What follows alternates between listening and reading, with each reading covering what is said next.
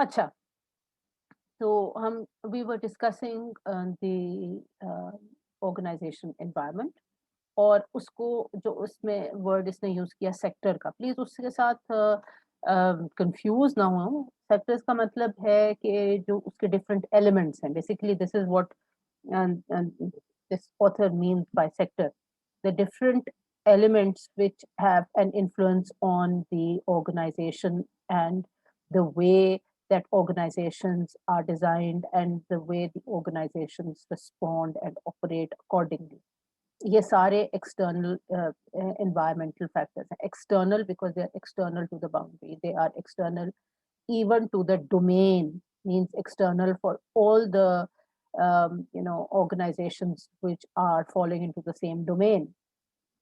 सब पे ही ये इम्पैक्ट करते हैं, लेकिन हर ऑर्गेनाइजेशन अपनी स्ट्रैटेजी बनाती है given its own resources, its own strategy, its own design, कि उसने ये जो एक्सटर्नल एनवायरनमेंट के ये जो सेक्टर्स हैं, जिनको ये बुक में सेक्टर्स कहा जा रहा है, वैसे वो डिफरेंट एलिमेंट्स हैं, उनके साथ किस तरीके से रिस्पॉन्ड करना है, वो कौन-कौन से, लेट्स स्टार्ट विद फर्स्ट। यहाँ पे इन्होंने लिखा है industry. What industry means is competitors, industry size and competitiveness related industries. तो आपके केस में आप क्योंकि मीडिया इंडस्ट्री की जो है वो बात कर रहे हो, मीडिया ग्रुप्स की बात कर रहे हो, तो अब आप कंपेटिटर्स देख लो। वही वो जो मैंने आपको रिसोर्स बताया था, उसके अंदर उसने बाकायदा काउंट करके बताया कि पेमरा अपनी website, by the way PEMRA की वेबसाइट पे भी जाके आप ज़रूर चेक करें। पेमरा जो है वो रेगुलेटरी अथॉरिटी है, और पेमरा जो है वो एक नज़र रखती है of what these organizations are doing, ठीक है? तो बट डेफिनिटली वो तो इनकी जो ब्रॉडकास्ट है उसके ऊपर कंट्रोल करती है। एज़ अ कंपनी ये कैसे ऑपरेट करते हैं, और वो जो है ना वो एसईसीपी के अंडर आता है। तो इनके जो फाइनेंशियल रिकॉर्ड्स हैं इफ अवेलेबल, बिकॉज़ क्योंकि ये पब्लिकली लिस्टेड कंपनीज़ नहीं हैं। बाय द वे पाकिस्तान का कोई भी media house at the moment उसकी जो मीडिया वाली पार्ट है वो पब्लिकली लिस्टेड नहीं है, हालांकि it is a very profitable business. वो भी आप देख लीजिएगा कि प्रॉफिटेबिलिटी जो है वो ज्यादातर जो है वो आती है टीवी से। मैक्सिमम जो एडवर्टाइजिंग होती है, मैक्सिमम प्रॉफिटेबिलिटी होती है टीवी से। टीवी के बाद पाकिस्तान में है प्रिंट, और प्रिंट के बाद है अब बहुत बड़ा सेक्टर और बहुत तेजी से ग्रोइंग सेक्टर ऑनलाइन। तो यूजुअली आप देखना हर मीडिया हाउस का अपना एक ऑनलाइन उसका कंपोनेंट ज़रूर होगा। जो जिस भी मीडिया हाउस को आप जो है वो चूज़ करोगे उसका ऑनलाइन कंपोनेंट भी होगा। तो हैविंग सेड दैट इस वजह से, और ख़ास तौर पे ऑनलाइन जो है फिर वो कॉम्पिटिशन बहुत ज़्यादा बढ़ भी जाता है। तो ऑनलाइन के लिए कॉम्पिटिशन ज़्यादा इंटेंस है, लेकिन इवन बाकी जो है वो बड़ी तेज़ी से ग्रो कर रहे हैं। 88 तो मैंने आपको पहला बताया था, बाकी अब आप उसी साइट पे जाके आप दोबारा देखो तो अब 139 जो हैं वो करंटली 2019 के डेटा के हिसाब से पेमरा के 139, और हर साल 7-8 नए हाउसेस जो हैं वो उसमें ऐड हो जाते हैं। तो इसलिए कॉम्पिटिशन तो काफ़ी ज़्यादा है, ये सारे कंपेटिटर्स हैं एक दूसरे के। और इंडस्ट्री साइज़ भी जो पहले बहुत छोटा था, 2 से शुरू हुआ था, उसके बाद वो तेज़ी से ग्रो करना, वो उसका बहुत अ, उसका ग्रोथ का जो है वो बहुत तेज़ी से ग्रो कर रहा है। अब आप देख लेना कि अगर टोटल टोटल जो है वो इंडस्ट्रीज़ या टोटल जो कंपनीज़ हैं, registered companies which can be considered as media groups, तो इफ दे आर 139 और हर साल 9 और अगर ऐड हो रहे हैं, तो आप ग्रोथ देख लें, तो तेज़ी से ग्रो भी कर रहा है। Industries also, it is small but at the moment it's small, it's growing very rapidly, which means के ये जो इंडस्ट्री का सेक्टर है ये this is going to be very very influential external factor. और इसी तरह कंपेटिटिवनेस भी जो है वो बढ़ रही है, और रिलेटेड इंडस्ट्रीज भी जो हैं वो इसकी related industries, by the way इसकी जो रिलेटेड इंडस्ट्रीज हैं, जो मीडिया की रिलेटेड इंडस्ट्रीज हैं, वो हैं आपकी एडवर्टाइजिंग एजेंसीज, ठीक है? तो जो एडवर्टाइजिंग हाउसेस हैं वो ही इनका सोर्स ऑफ रेवेन्यू लेके आते हैं। फिर आपकी टेक्नोलॉजी कंपनीज हैं जो कि इनको टेक्नोलॉजी प्रोवाइड करती हैं for for this kind of thing. फिर बहुत सारी, फिर इनके इनकी ऑफ कोर्स अगर आप देखो तो जो इनके दूसरे स्टेक होल्डर्स हैं जिसके अंदर इनकी फाइनेंसिंग आ जाती है, दैट्स दैट्स आल्सो इम्पोर्टेंट, ठीक है?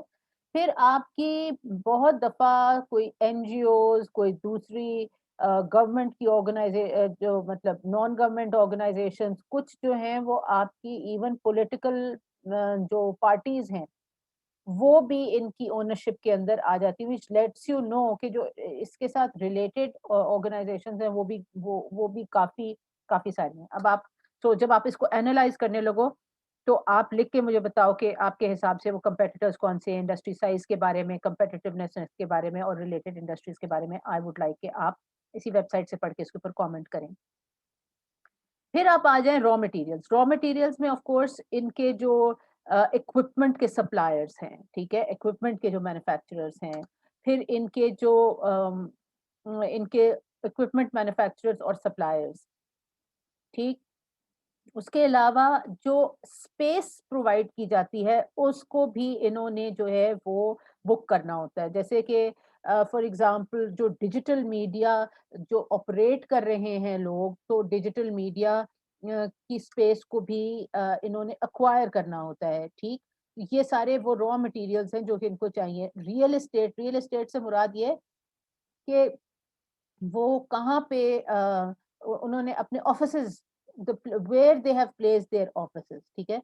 Mostly they are in Islamabad. अब ये आपने रिफ्लेक्ट करना है कि वो उनकी जो मेन जो इनकी जो हाउसेज़ हैं, they are in Islamabad sometimes they are not even placed in Islamabad, sometimes they may be outside the country, ठीक है? जहाँ इनके हेड ऑफिसेज़ हों। तो रियल एस्टेट के ऊपर आप बता सकते हैं कि इनके हेड ऑफिस कहाँ है और जो इनके मेन जो हाउसेज़ हैं और इनकी जो प्रेज़ेंस है पाकिस्तान में वो कहाँ-कहाँ है। तो दिस इज़ इम्पोर्टेंट कि वो किधर एग्ज़ैक्टली लोकेटेड है। उनकी जो लोकेशंस हैं दैट बिकम्स आल्सो रेलेवेंट।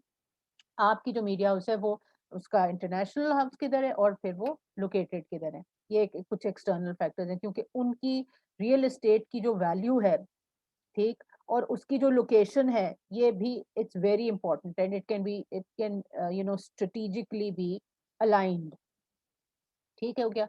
उसके बाद आप देखें सो फर्स्ट इज़ इंडस्ट्री, फिर सेकंड इज़ रॉ मटेरियल्स जिसको कि आप जो है वो कह सकते हैं suppliers and real estate and services providers, इनके जो सर्विसेज़ प्रोवाइडर्स हैं, हाँ, सर्विसेज़ मीन्स सर्विसेज़ प्रोवाइडर्स, जो मैं आपसे कह रही थी ना कि इन्होंने बुक करनी होती है space on on media etcetera, तो वो सर्विसेज़ प्रोवाइडर्स हैं। It can be of many kinds, right?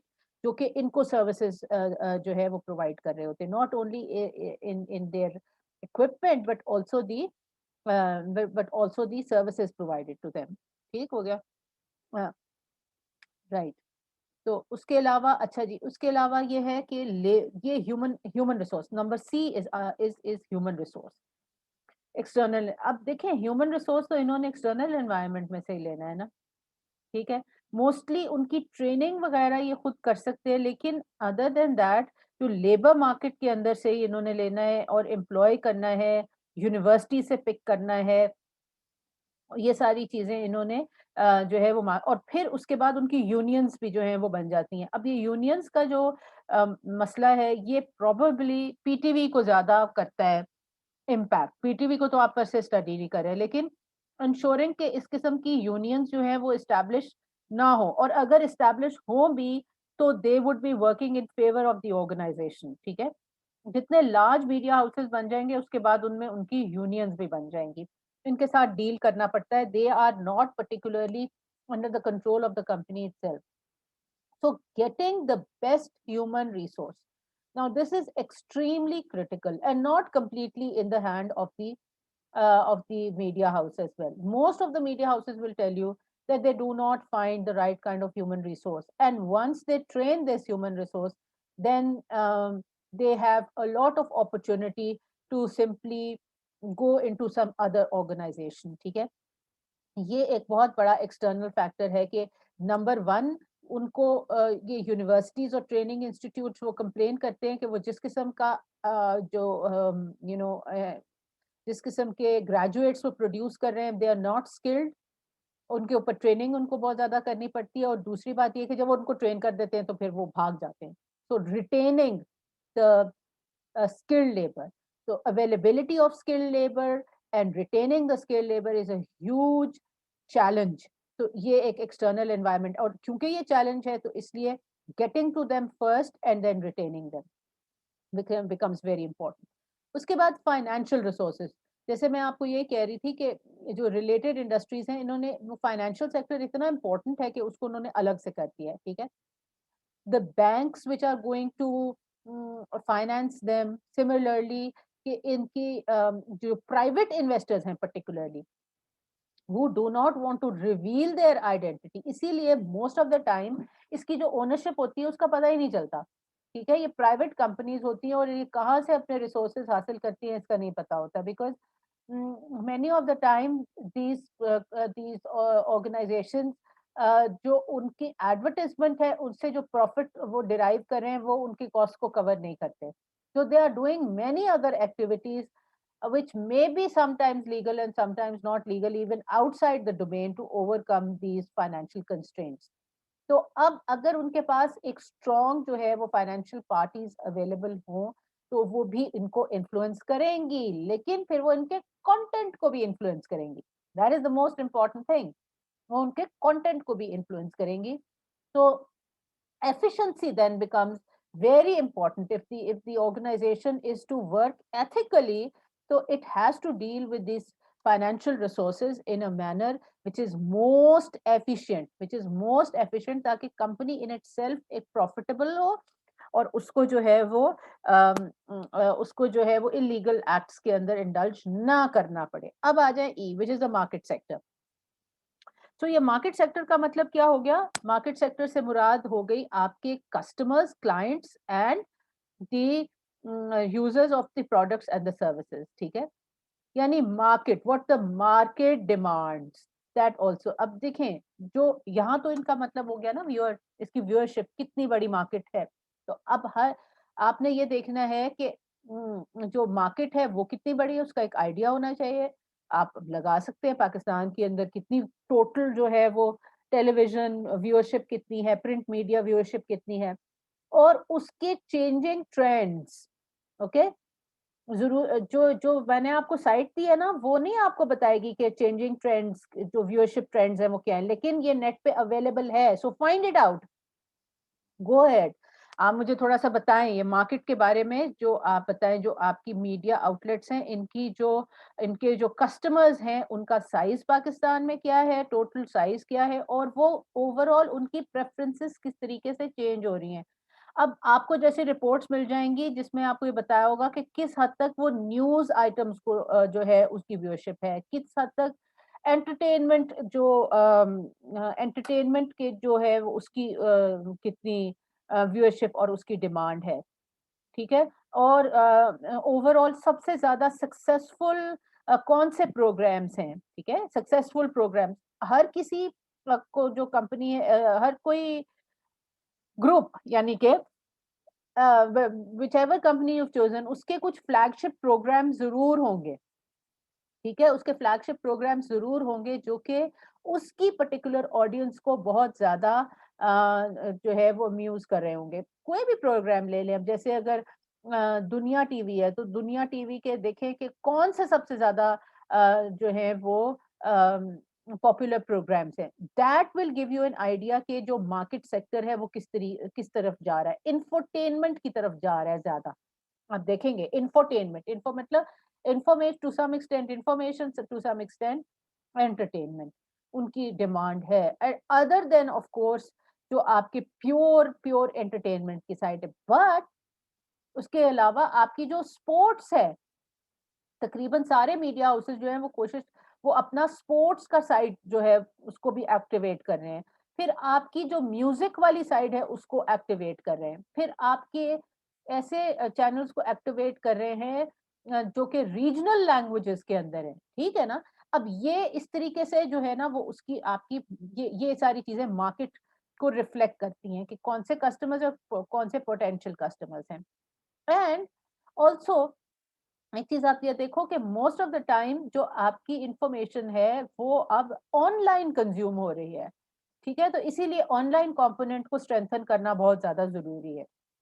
चाहे वो न्यूज हो, लोग जो है वो न्यूज भी अब ज्यादातर जो है वो नेट के ऊपर स्ट्रीम कर रहे होते हैं। तो ये जो स्ट्रीमिंग सर्विसेज हैं they have become very important. So this is the way the market is changing. आपने इसके ऊपर फर्स्ट पार्ट में कमेंट करना है. फिर आ जाओ number F, which is the technology sector. Techniques of production, science, information technology, e commerce. ये सारी चीजें बहुत इंपॉर्टेंट है जो मैं आपको अभी बता रही थी कि ये जो टेक्नोलॉजी सेक्टर है ये आपकी जो मीडिया की का डोमेन है उसके अंदर it's it's changing very quickly and particularly मैंने कहा था ना कि जो स्पेशल चैलेंजेस हैं 21st सेंचुरी के उनको भी माइंड में रखना. अभी मैंने आपको बताया कि कोविड और ये पेंडेमिक जो है ये एक बहुत ही इम्पोर्टेंट एक्सटर्नल इस किस्म का एक मैक्रो इकोनॉमिक इम्पैक्ट इसका आ गया है जो कि हर चीज को चेंज कर रहा है. इसी तरह लोगों ने पेंडेमिक के दौरान स्ट्रीमिंग को बहुत ज्यादा इंक्रीज हो गई है. All over the world streaming बहुत ज्यादा इंक्रीज हो गई है. पाकिस्तान के अंदर भी स्ट्रीमिंग बहुत ज्यादा इंक्रीज हो गई है. तो ये वो टेक्नोलॉजी का एस्पेक्ट है जो कि अब आफ्टर पेंडेमिक इसके अंदर मेजर शिफ्ट्स जो हैं वो आई हैं. और राइट नाउ देखो हम ऑनलाइन ही बात कर रहे हैं ना, तो ये जो ऑनलाइन आपका सर्विसेज है ये this has become extremely important. अब इसका बिजनेस मॉडल एक ऑर्गेनाइजेशन कैसे एस्टेब्लिश कर सकती है इन मीडिया हाउसेस को, इसके ऊपर डेफिनेटली सोचना चाहिए. और वो अकेले they can't do it alone. they will probably be doing it along with other organizations जो इनकी उस डोमेन की ऑर्गेनाइजेशंस हैं उनके अंदर मिलके एक डिजाइन किया जा सकता है different means of dealing with this shift in technology. So ये एक एक्सटर्नल सेक्टर वेरी इंपॉर्टेंट. फिर आ जाए आप इकोनॉमिक कंडीशंस. अब ये इकोनॉमिक कंडीशंस जो हैं ये भी एक एक्सटर्नल सेक्टर है जिसके अंदर इंक्लूडेड है recession, unemployment, inflation, investment, growth etcetera. अब ये जो ज्यादा जो कंपनीज जिनको के आप टारगेट करोगे ये many of them they are not even some of them may be operating from abroad. जैसे फॉर एग्जांपल अगर आप ARY डिजिटल लेते हो तो वो तो कंपनी इनकॉर्पोरेटेड इन पाकिस्तान है ही नहीं. ये जरूर देखो कि ये कंपनीज किस कंट्री के अंदर इनकॉर्पोरेटेड हैं. They are not necessarily incorporated in Pakistan which gives them an advantage to some extent because Pakistan के अंदर कंट्रोल्स भी ज्यादा हैं. पाकिस्तान के अंदर जो है वो ये जो इकोनॉमिक कंडीशंस है they are not very suitable और वायबल. अनफॉर्चुनेटली हमारा रेट ऑफ इन्वेस्टमेंट भी लो रही है, इसी तरह ग्रोथ भी हमारा काफी जो है वो स्लगिश रहा है. तो जब तक इसके अंदर इम्प्रूवमेंट नहीं नजर आती as a company these organizations will probably be thinking in terms of being incorporated in countries where they are going to find the macroeconomic conditions more suitable. ठीक है. तो उनको वापस कैसे लेके आना, ऑफ कोर्स ये तो एक इकोनॉमिस्ट का चैलेंज है कि यार मैक्रो इकोनॉमिक कंडीशंस को कैसे इंप्रूव करें ताकि ये कंपनीज पाकिस्तान में इनकॉर्पोरेट हों और अपना बिजनेस भी पाकिस्तान में करें. So they might be delivering their services in Pakistan but it's not necessary that they are conducting their business operations in Pakistan as well. So they are looking for those areas which are most lucrative where they can operate easily, right? Again, अब आ जाए government sector. अब ये government sector आपके case में बहुत ज्यादा important है और जैसे मैंने आपको बताया पेमरा और जो है वो आपका SECP, these are too very important but particularly इस इंडस्ट्री के लिए पेमरा बहुत इंपॉर्टेंट है. उसके वेबसाइट पे जाके देखें कि उसकी रूल्स एंड रेगुलेशंस क्या हैं. तो सेटअप ही नहीं हो सकती जब तक इनके पास पेमरा का लाइसेंस जो है वो अवेलेबल ना हो. So the government sector is very important but it's not just PEMRA. remember that government की सारी एजेंसीज जो हैं वो इनको इम्पैक्ट करेंगी. डायरेक्टली तो पेमरा करेगी लेकिन दूसरी एजेंसी सारी गवर्नमेंट की एजेंसीज जो हैं वो इनको इम्पैक्ट करेंगी. So establishing relations throughout the government is very important and critical for media. तो मीडिया और गवर्नमेंट आपस में इनका एक सिम्बियोटिक रिलेशनशिप है. मुश्किल वर्ड है, देख लेना, दोबारा से रिपीट करती हूँ. Government and media have a symbiotic relationship, right? You can Google it, what does symbiotic mean. अच्छा जी, उसके बाद आ जाओ आप cultural socio cultural sector. Socio cultural sector का मतलब है जो आपका और मतलब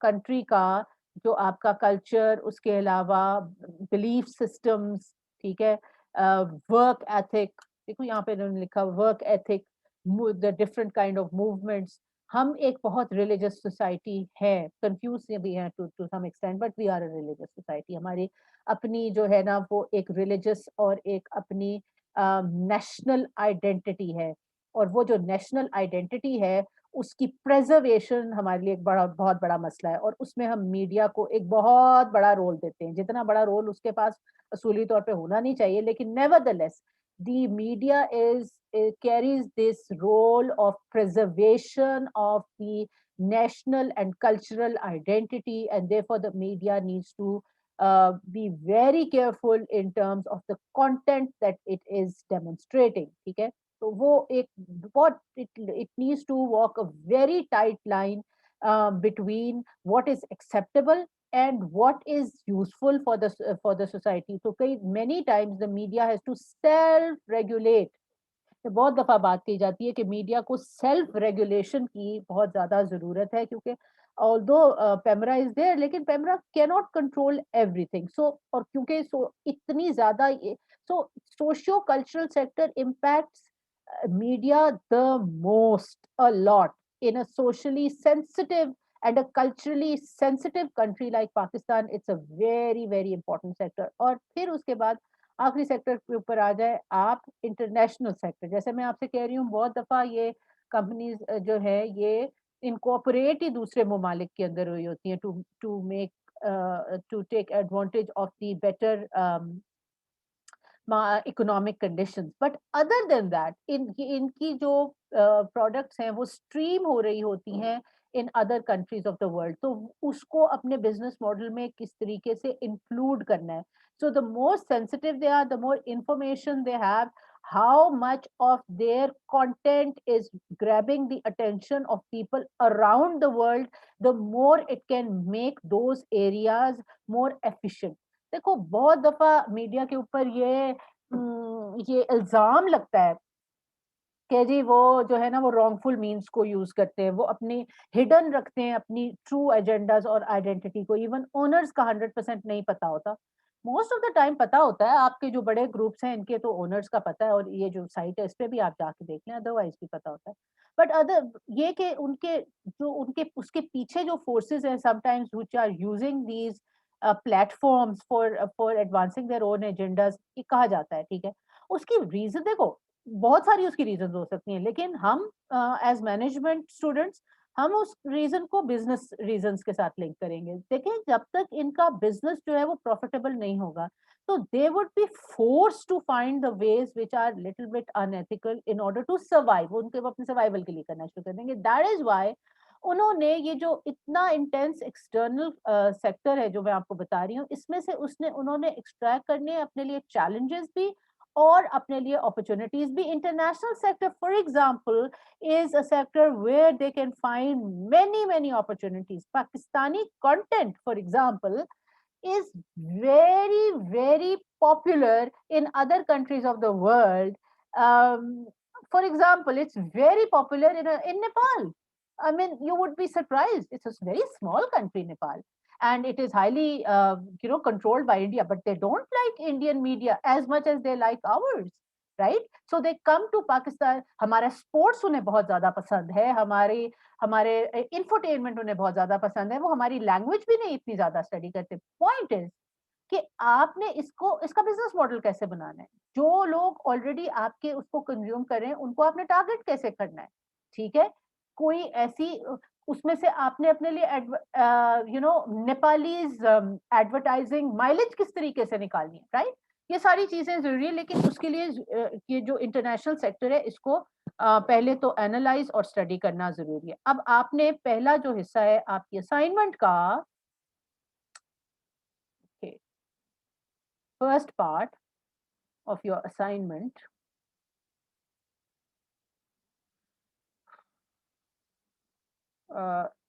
में आपने यही डायग्राम बनाना है, मगर सिर्फ डायग्राम नहीं बनाना, आपने इसको डिस्कस करना है, एक एक कंपोनेंट को डिस्कस करना है,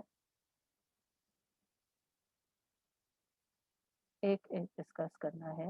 राइट, हाँ जी, एक एक एक एक सेक्टर को डिस्कस करना है, एक एक एलिमेंट को डिस्कस करना है with regards to your media group. अब आप मीडिया ग्रुप और आपका डोमेन, ओवरऑल डोमेन, क्योंकि ये सिर्फ एक मीडिया ग्रुप को इम्पैक्ट नहीं करेंगे, ये एनवायरमेंटल फैक्टर्स हैं which are relevant to all those to nearly all of the others as well. ठीक है, they will be similar, but आपने उसको अपने मीडिया ग्रुप के एग्जाम्पल के साथ कंपेयर करना है कि उसके कंपेटिटर्स कौन से। ठीक है, आपका आपका उसके कंपेटिटर्स कौन से, आपका जो ग्रुप है उसके बाद आपका जो ग्रुप है उसके कंपेटिटर्स कौन से हैं, उसके जो हैं सप्लायर्स एक्सेट्रा कौन से हैं, उस वो अपने ह्यूमन रिसोर्सेज कहाँ से लेगा, उस वो अपने फाइनेंशियल रिसोर्सेज का कैसे इकट्ठा करेगा, उसका क्या इन्फ्लुएंस होगा, उसके लिए मार्केट सेक्टर, ये जो मार्केट सेक्टर है ये डेफिनेटली काफी सिमिलर होगा for nearly all of them together. इसी तरह टेक्नोलॉजी सेक्टर भी सिमिलर होगा, इकोनॉमिक कंडीशंस भी एक जैसी होंगी, गवर्नमेंट सेक्टर भी एक जैसा होगा, सोशल सेक्टर भी एक जैसा होगा, इंटरनेशनल सेक्टर। लेकिन industry, raw materials or human resources or financial resources, this constitutes as a task environment। ये आपने इंडिविजुअल भी हो सकता है, आपने मुझे बताना है अपने अपनी फर्म के हिसाब से कि उसकी जो ये जो डिफरेंट एलिमेंट्स हैं वो कौन कौन से हैं, उसके अंदर क्या क्या चेंजेस आ रहे हैं ओवर टाइम, इसको उसको भी जरूर हाईलाइट जरूर कीजिएगा। तो इसका एनालिसिस करना है आपने। ठीक है, that's the first part. All right, तो जनरल एनवायरनमेंट और टास्क एनवायरनमेंट दोनों देखने। अब आ जाए इस बात पे कि भाई इसके साथ जो चेंजिंग एनवायरनमेंट है इसके साथ डील कैसे करती हैं और ऑर्गेनाइजेशंस के लिए ये क्यों इम्पोर्टेंट है, और ऑर्गेनाइजेशंस इनके साथ रिस्पॉन्ड, अडेप्ट और इनको डिजाइन कैसे करते हैं। ठीक है, ओके, जो इन्फ्लुएंसेस है वो ऑर्गेनाइजेशन के लिए इम्पोर्टेंट दो वजूहत है और उनके साथ डील करने के दो तरीके हो सकते हैं। एक तो there is need for information, scanning of that environment is very important, intelligence is very important, knowing what is happening in the environment. पहला जो हिस्सा आपने किया है अपनी असाइनमेंट का वो तो होगा नो योर एनवायरनमेंट। उसके जितने भी फैक्टर्स हैं, 10 हो सकते हैं, उन हर एक के बारे में जो है वो एक complete knowledge होना। ठीक है, so that making sure that the information is there। and अब एक दूसरी बात ये याद रखें, ये इंफॉर्मेशन गैदरिंग कोई फ्री नहीं होती, it requires a lot of money. आप लोग तो खैर जो है वो एक असाइनमेंट के लिए कर रहे हैं, लेकिन जो लोग उस ऑर्गेनाइजेशन के अंदर बैठे हुए होंगे उनके लिए ये information gathering is very costly. Okay, क्योंकि वो इतनी मोटे मोटे चीजों के ऊपर नहीं जाएंगे जो आप एक असाइनमेंट में लिखते हैं, उनके पास होगी उसकी जो है वो अम, बहुत डिटेल्ड इंफॉर्मेशन। अब इसको कलेक्ट करना और इसको रिटेन करना और इसके साथ एक्ट करना, that's the first part of dealing with the external। The other thing is knowing about the resources from this environment। ठीक है, so having information about the environment and then extracting the resources from these environment। अब इसका पहले हिस्से की तरफ आ जाए। पहला हिस्सा इसका क्या है कि knowing your environment। अब देखो, व्हेन यू गेट आपकी जो एनवायरनमेंट है उसको इन जनरल ब्रॉड टर्म्स आप देखें तो या तो वो एनवायरनमेंट जो है वो होती है, कॉम्प्लेक्स एनवायरनमेंट्स हो सकती हैं या सिंपल हो सकती हैं। अब सिंपल एनवायर इसी तरह जो एनवायरनमेंट्स आपकी स्टेबल हो सकती हैं या आपकी एनवायरनमेंट्स जो हैं वो अनस्टेबल हो सकती हैं। ये दो डायमेंशंस हैं। ठीक है, टू अंडरस्टैंड कि अनसर्टेनिटी कितनी है एनवायरनमेंट के अंदर। को एनवायरनमेंट की जो इंफॉर्मेशन है वो डज इट रिमेन स्टेबल, आपको पता है, you know what the external factors are and they don't change, they remain the same. ठीक है, वो ऐसी तो, और अगेन वो इतनी कॉम्प्लेक्स है भी नहीं। पुराने समय जब नया नया शायद पीटीवी शुरू हुआ, ठीक है, जब एक ही चैनल था, it was a stable environment, right? तो it was simple environment and also stable, क्योंकि नए कोई इतना जो था वो, अब हम बात कर रहे हैं वो बैक इन द 1960s की बात करें, कॉम्प्लेक्स तो था नहीं। ठीक है, it was not a complex environment. Okay, it was a simple environment. और इसी तरह इसीलिए और at the same time the environment was simple, not complex, but now it has becoming it's becoming more and more complex। Secondly, the environment was stable. Changes were not very rapid. Now the changes are very sudden and very rapid, and new things are changing all the time. New technologies are coming all the time. New players are coming in all the time. So that's why the environment is changing, and which means when these two things happen, it means that there is uncertainty. यहाँ पे एक इन्होंने देखें जो है ना वो एक डायग्राम बनाया जिसके अंदर एक फ्रेमवर्क बनवाया, ठीक है, जिसके अंदर उन्होंने एक साइड पे रखा है एनवायरमेंटल चेंज, कितना चेंज आ रहा है, और दूसरा ये कि कितनी रैपिडली चेंज हो रहा है। अगर रैपिडली चेंज हो रहा है तो हम उसे अनस्टेबल कहेंगे। इसी तरह एनवायरमेंटल कॉम्प्लेक्सिटी कितनी है, जितना कॉम्प्लेक्स व्हिच मीन्स कितने ज़्यादा जो है वो उसके अंदर कंपेटिटर्स हैं, कितना तेज़ी से उसकी टेक्नोलॉजी कितनी ज़्यादा टेक्नोलॉजीज़ उसकी अवेलेबल हैं, उसके रिसोर्सेज़ कितने हैं, हर फैक्टर को देखो इस डेफिनिशन भी देख लेते हैं। तो डेफिनेशन भी देख लेते हैं, what do we mean by complex, ठीक है। ओके, अ कॉम्प्लेक्स एनवायरनमेंट, ये देखें ये लिखा है, a complex environment is one in which the organisation interacts with and is influenced by numerous diverse external elements, ठीक है, ये एक कॉम्प्लेक्स न्यूमरस एलिमेंट्स, उसमें बहुत ज्यादा जो है वो है, और दूसरी तरफ चेंजेस भी जितनी ज़्यादा तेज़ी से चेंजेस आएँगी, उतनी ज़्यादा उसको हम कहेंगे कि ये एक अनस्टेबल एनवायरनमेंट है। इसी तरह जितने ज़्यादा फैक्टर्स इम्पोर्टेंट रेलेवेंट होंगे, उतनी ज़्यादा हम कहेंगे कि ये एक कॉम्प्लेक्स एनवायरनमेंट है, ठीक है? और उसको उन्होंने बताया हुआ भी है। आपके फर्म्स के ऊपर जो है वो प्रोबेबली जो आपकी मीडिया है वो ये अप्लाई करेगा। Why? Because it's highly complex and it's highly unstable. Large number of external elements and elements are dissimilar. ठीक है? Large number of elements are dissimilar. Elements change frequently and unpredictably. Very true. This is all true. Large number of elements. तकरीबन हर element जितने आपके discuss किए, nearly all of them are highly relevant for your this particular industry, isn't it? And they also change very frequently. You also know that, ठीक है?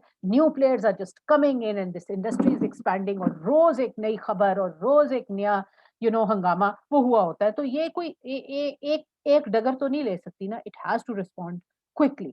तो इसलिए आप ये कह सकते हैं कि ये हाईली कॉम्प्लेक्स और इसीलिए ये अनसर्टेन भी है। ये आ गया आपका second part of the assignment. Alright, ये second part of the assignment is related to this only. अब फर्स्ट टू पार्ट्स हो गए। Discuss the framework in which quadrant does your media house fall and why. ठीक है, अब आपने इसको अच्छी तरह डिस्कस करना है और आपने ये बात बतानी है कि इस अगर आप ये कहते हैं कि इस वाले क्वाड्रेंट के अंदर लास्ट क्वाड्रेंट के अंदर वो फॉल करता है तो आप क्यों कहते हैं ऐसा करते हैं। आप इसको अपने पहले वाले हिस्से के साथ जो है वो कर सकते हैं, अ, इसके साथ अलाइन कर सकते हैं। ठीक है, फर्स्ट पार्ट के साथ इसको अलाइन कर सकते हैं क्योंकि यहाँ पे आपने वो पहला वाला अगर आपने जो है वो पार्ट वो अच्छी तरह कर लिया तो सेकंड पार्ट उसके साथ आप रिलेट कर सकते हैं, लेकिन आप सर्टनली ये वाला डायग्राम जो है ये जरूर बनाएंगे। ठीक है, सेकंड पार्ट के लिए आप ये डायग्राम जरूर बनाएंगे और या दिस डायग्राम और ये वाला डायग्राम बनाएंगे और हाई अनसर्टेनिटी को डिफाइन करेंगे, कॉम्प्लेक्सिटी को डिफाइन करेंगे, अनस्टेबलनेस को डिफाइन करेंगे और फिर आप ये बताएंगे कि ये दोनों एलिमेंट्स जो हैं ये मौजूद हैं आपके आपकी सिचुएशन में, आपकी मीडिया हाउस के लिए दोनों एप्लीकेबल हैं और इसलिए और यहाँ पे आप देखो उन्होंने टेलीकम्युनिकेशन फर्म्स का नाम भी एग्जैक्टली लिखा है, तो इसलिए ये आपके केस के अंदर एप्लीकेबल है which is highly complex and highly uncertain, which means highest level of uncertainty is there.